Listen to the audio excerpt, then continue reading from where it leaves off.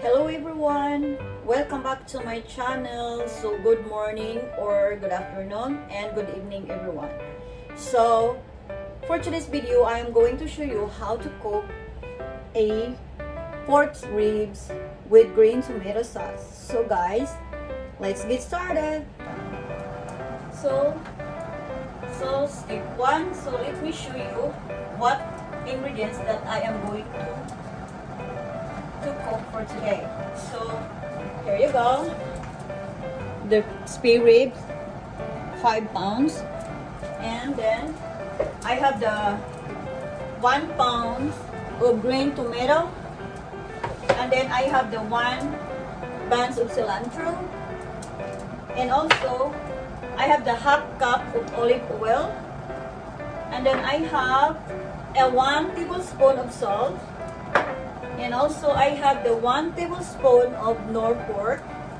And also I have the 10 pieces of spicy pepper.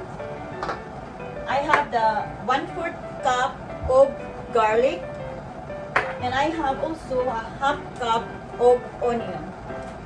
So now let's cut the ribs. Okay, we cut the ribs.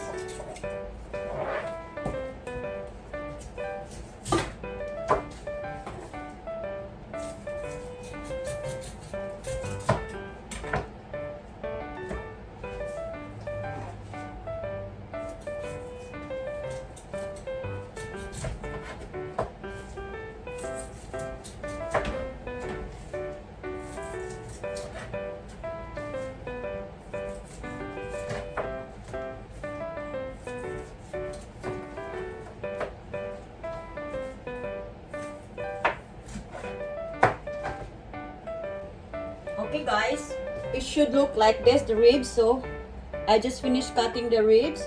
So now let's proceed to saute the garlic and then the onion, and after that I am going to saute the ribs. Okay, let's get started. Okay, now let's add the 1/4 cup of olive oil.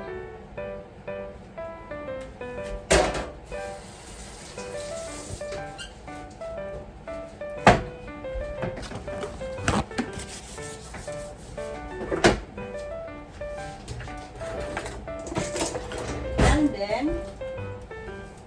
next step, let's saute the garlic.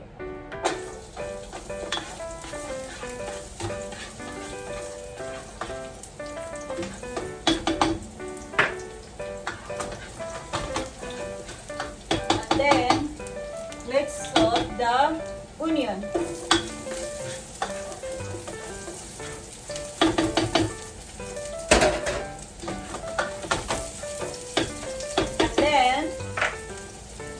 Let's saute the ribs.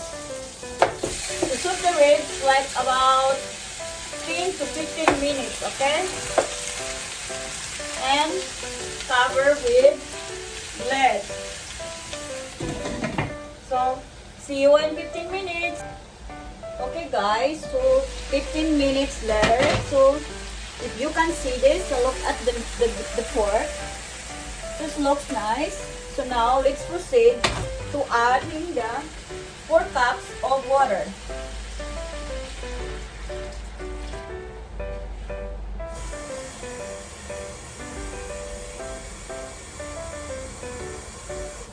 And then, so we have to cook for another 30 minutes, okay? So, see you later. Okay guys, so now let's proceed to make the tomato sauce, okay? Let's add some 1 cup of water, and then let's blend the green tomato.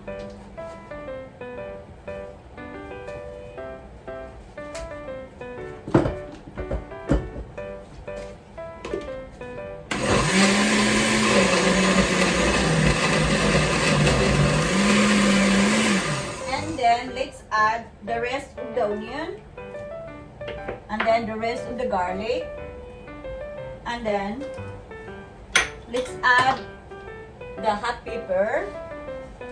And then, let's add the cilantro. And then, let's add the salt.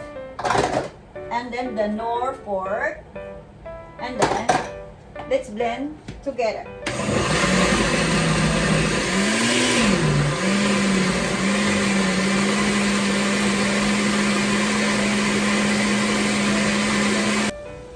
Okay guys, 30 minutes later, so let's proceed and adding our last ingredients. So let's add the green tomato sauce.